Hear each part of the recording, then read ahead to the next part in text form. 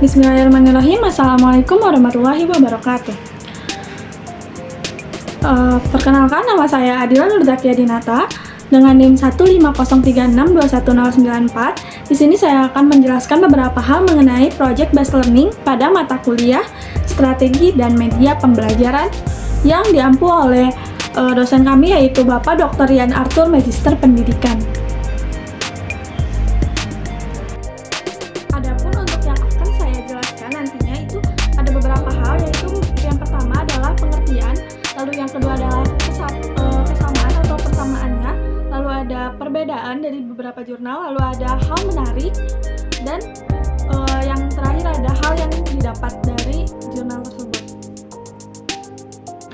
Baik, untuk penjelasan yang pertama yaitu adalah pengertian dari Project Based Learning itu sendiri. Jadi, pembelajaran berbasis proyek atau metode pembelajaran dengan bebas tugas proyek atau kegiatan sebagai sarana prasarana itu adalah pengertiannya. Hal itu dicantumkan dalam jurnal yang ditulis oleh Syahri B dan lain-lain pada tahun 2022. Sehingga materi yang diberikan bukan hanya berupa teori yang diberikan kepada pendidik gitu. Jadi ada feedbacknya atau ada tugas berbentuk project yang dilakukan oleh siswa. Selanjutnya adalah kesamaan dari beberapa jurnal mengenai Project Based Learning. Untuk kesamaan itu di sini kita mengambil pada kelebihan dari Project Based Learning ini. Yang pertama, kelebihan Project Based Learning diantaranya adalah metode pembelajaran berbasis proyek pada pendidikan kejuruan berpengaruh tinggi terhadap hasil belajar karena dapat meningkatkan motivasi siswa dalam belajar. Jadi saat meningkatkan motivasi siswa dalam belajar pun menghasilkan penilaian siswa atau evaluasi siswa yang tinggi. Lalu metode pembelajaran berbasis proyek pada pendidikan kejuruan berpengaruh tinggi terhadap hasil belajar karena dapat meningkatkan keterampilan pemecahan masalah pada siswa. Jadi selain memberikan motivasi yang tinggi, Project Based Learning ini juga membuat siswa untuk dapat meningkatkan keterampilan dalam pemecahan masalahnya. Selanjutnya, metode pembelajaran based learning berbasis proyek, metode pembelajaran berbasis proyek pada pendidikan kejuruan berpengaruh tinggi terhadap hasil belajar karena dapat mengaktifkan siswa dalam belajar sehingga menciptakan suasana belajar yang menyenangkan. Jadi tadi ada 3 untuk hasilnya itu. Yang pertama, melalui motivasi belajar siswa yang tinggi, lalu yang kedua itu meningkatkan keterampilan pemecahan masalah siswa, lalu yang ketiga itu dia ada menciptakan suasana belajar yang menyenangkan, nyaman dan mudah digunakan.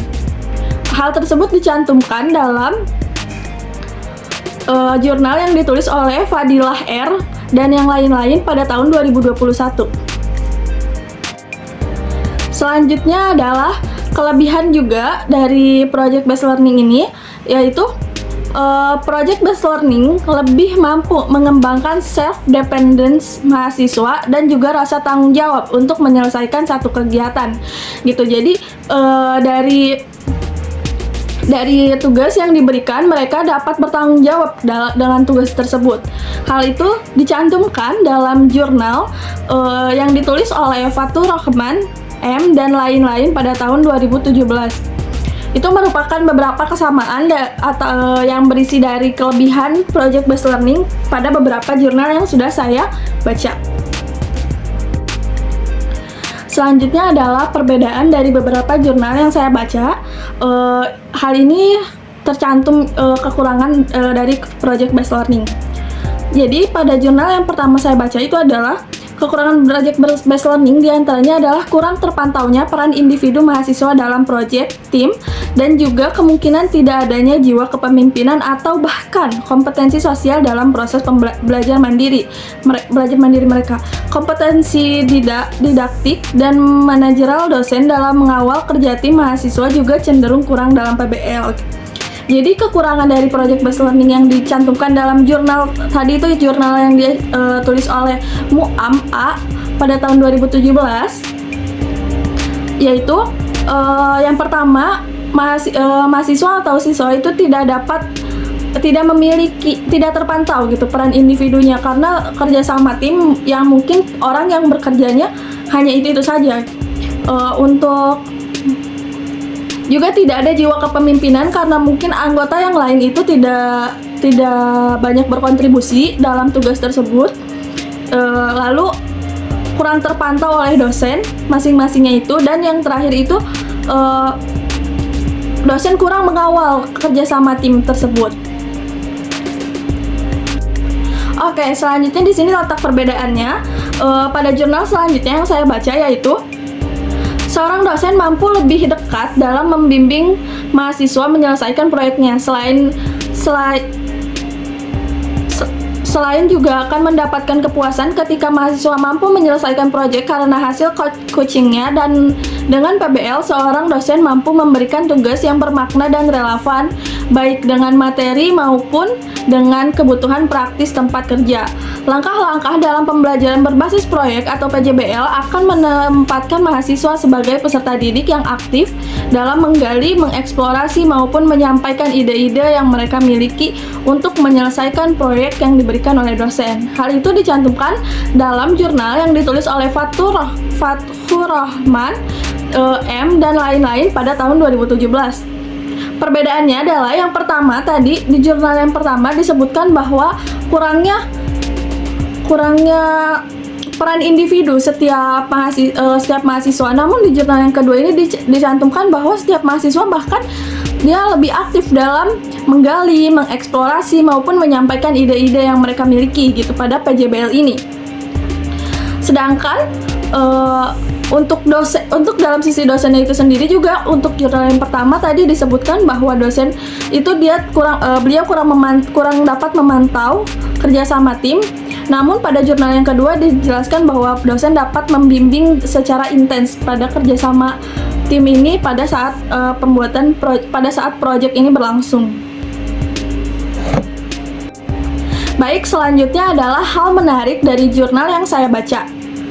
Usaha guna menunjang berlangsungnya pembelajaran berbasis proyek dibutuhkan pendekatan pembelajaran terkait dengan kehidupan sehari-hari. Suatu metode yang bisa dipakai mengenai kegiatan proyek adalah melalui pendekatan STEAM atau Science, Technology, Engineering, Art, and Mathematics. Penerapan pendekatan ini menggabungkan tiap bagian STEAM ke dalam pembelajaran berbasis proyek. Hal ini dicantumkan dalam jurnal yang ditulis oleh Cahyani GP dan Sulastri S pada tahun 2021. Jadi, hal yang menarik dalam jurnal ini adalah metode PJBL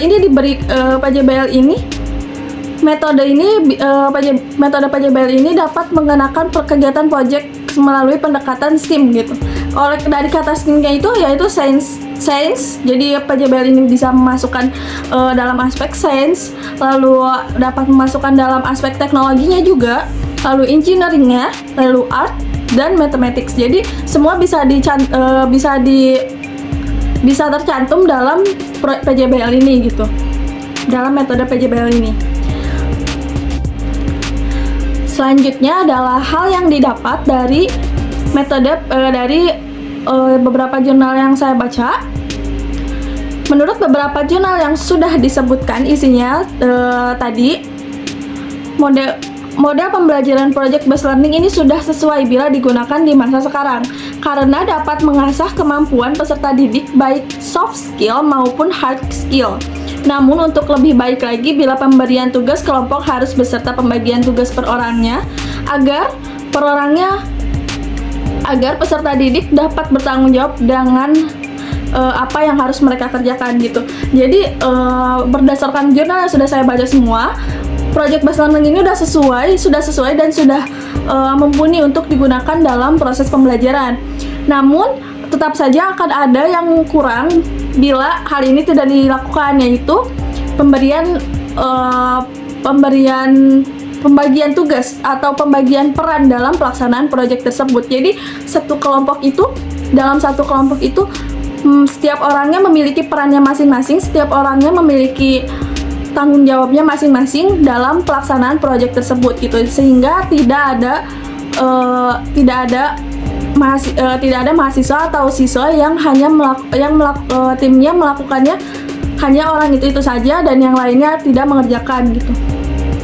Sehingga jika hal itu sudah dilaksanakan semua, maka project based learning ini akan terasa dampak positifnya, yaitu mengembangkan hard skill dan soft skill peserta didik dan juga keahlian semuanya. Baik, sekian yang dapat saya paparkan pada hasil tugas strategi dan media pembelajaran yang telah saya buat. Terima kasih atas perhatiannya. Wassalamualaikum warahmatullahi wabarakatuh.